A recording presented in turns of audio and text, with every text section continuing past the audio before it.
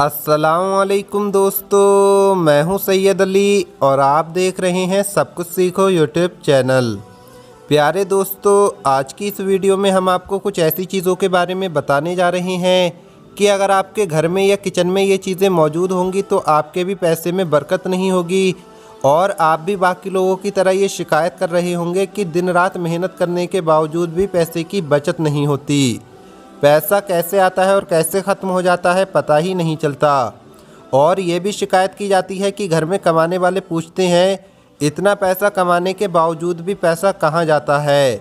तो अगर आपके साथ भी ये सब कुछ होता है तो याद रहे कि इसके पीछे कुछ ऐसी गलतियाँ होती हैं जो हमारे घर में पैसा आने में रुकावट का सबब बनती हैं और इन्हीं गलतियों की वजह से रिस्क में बरकत नहीं होती। अगर आप चाहते हैं कि आपके घर में पैसा आए और आपके रिस्क में बरकत हो तो आप अपने घर में किचन में इन चीज़ों को तलाश करें। कहीं आप भी तो इन गलतियों का शिकार नहीं हो रहे हैं। ये गलतियां कौन कौन सी हैं, इस बारे में मुकम्मल तफसील जानने के लिए आप इस वीडियो को आखिर तक देखते रहें।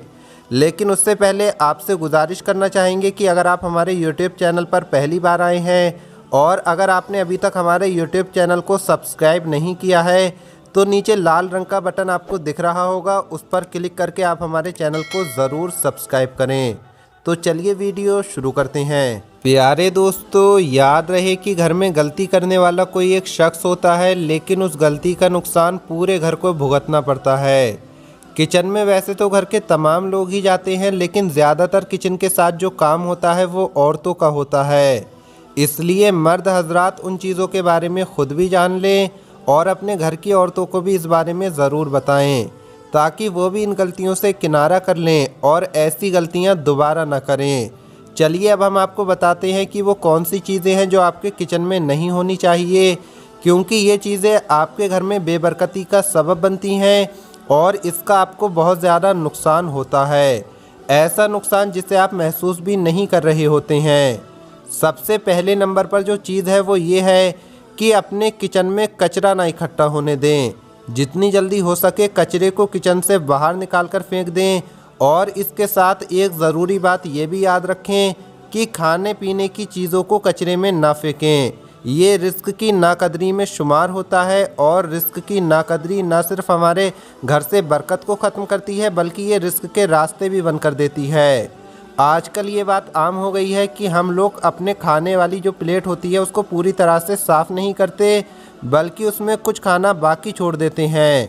हालांकि खाने के बर्तन को साफ़ करना हमारे प्यारे नबी हज़रत मोहम्मद मुस्तफ़ा सल्लल्लाहु ताला अलैहि वसल्लम की प्यारी सुन्नत है जिसका ख्याल अक्सर नहीं रखा जाता है।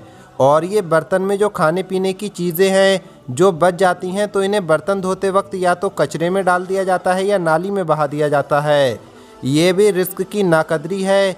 इन बातों को मामूली नहीं समझना चाहिए बल्कि खाने पीने की चीज़ों का एहतराम करना चाहिए। सबसे पहले तो प्लेट में उतना ही खाना लिया जाए जितना हम खा सकें, उसमें खाना छोड़ना ही नहीं चाहिए। और अगर किसी वजह से किसी मजबूरी से उसमें खाना छूट जाए तो उसको किसी ऐसी जगह पर रख देना चाहिए जिसको दूसरी मखलूक, परिंदे या बिल्लियाँ वगैरह खा सकें। याद रहे रिस्क की जितनी ज़्यादा कदर करेंगे उतनी ही ज़्यादा हमारे घर में बरकत आएगी, उतनी ही ज़्यादा हमारे घर में खैर व बरकत होगी, मालो दौलत में बरकत होगी।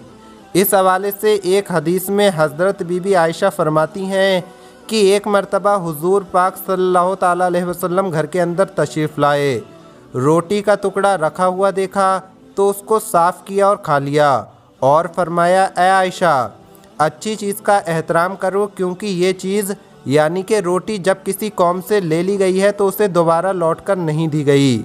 इसको सुनने के बाद अगर हम अपने घर के हालात देखें तो हमें खुद ही ये बात समझ में आ जाएगी कि आज हमारे रिस्क के अंदर बरकत क्यों नहीं है। दूसरी चीज़ जो आपने अपने किचन के अंदर नहीं रखनी चाहिए या नहीं लेकर जानी चाहिए वो है जूते, क्योंकि जूते नापाक होते हैं और किचन में रिस्क और खाने पीने की चीज़ें मौजूद होती हैं। इसलिए किचन में जूते लेकर जाने से रिस्क पर असर पड़ता है। इसलिए आप कोशिश करें कि अपने जूते किचन से बाहर उतार कर किचन में जाया करें और किचन के अलग से एक स्लीपर यानी चप्पल बना लें जो साफ़ सुथरे हों, उनको किचन में ही रख दें और जब आप किचन में जाएं तो उन चप्पलों को पहनकर काम करें। तीसरे नंबर पर जो चीज़ है वो है मकड़ी के जाले। किचन में या घर में मौजूद मकड़ी के जाले भी रिस्क की बेबरकती में सबब समझे जाते हैं।